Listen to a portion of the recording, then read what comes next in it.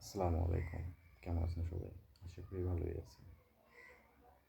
আজকে সকালে আমার সাথে একটা ঘটনা ঘটে গেছে। আমি কল্পনা করতে পারিনি যে আমার সাথে এরকম ঘটবে। যাই হোক, ঘটনাটা আপনাদেরকে বলি। আমার একজন রুমমেট আছে। রুমমেট কালকে আপনার তার ভাইয়ের বাসায় গেছে।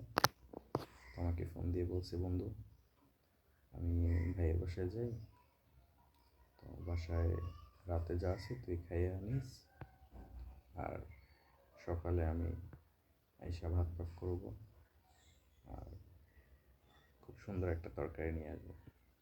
আমি বলছি আচ্ছা। তো আসছে খুব সকালে এসে, তার আবার অফিস আছে। তো আমি মূলত উঠি না, তো গেট খোলার জন্য সকাল সকাল উঠতে হয়েছে। পরে আপনার সে রান্না করছে ভাত। সে যে বক্সে তরকারি আনছে আমার জন্য, সে আর সকালে খায় না এখন। সে বলছে, বন্ধু যে তরকারি আনছি তুমি একা খাবা, দুইজনের হবে না, তো আমি বাহিরে খাবো নাস্তা সকালে। পরে আমি মূলত অনেক সকালবেলা আমি উঠি না, আর অত সকালে আমি নাস্তাও করি না। তো আজকে মনে খুব আনন্দ লাগছে, চিন্তা করছি সকাল সকাল উঠি, গরম ভাত আর বন্ধু তরকারি আনছে, খুব মজাদার তরকারি, তো খাবো। তো ওইটা মুখ ধুইলাম, ধুয়ে তো বসলাম খাই। খাওয়ার পর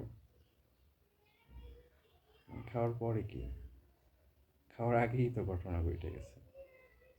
তো ওইটা দেখি আজব এক তরকারি।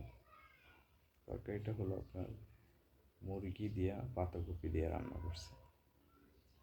আমি তো খাই না। তাই এখন সকাল তখন 8টা বাজে। এখন আমি কী করবো? আমি খাই না, এত সকালবেলা উঠছি, মুখও ধুইছি। পরে যাক বসলাম খাইতে, কিন্তু বক্স খুইলা তরকারি মুখে দিয়ে দিকে টক হয়ে গেছে। এখন কি করব?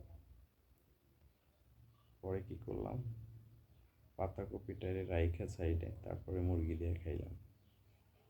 তো আমি এরকম খাই নাই কখনো যে পাতাকপি দিয়ে আপনার মুরগি দিয়ে রান্না করছে।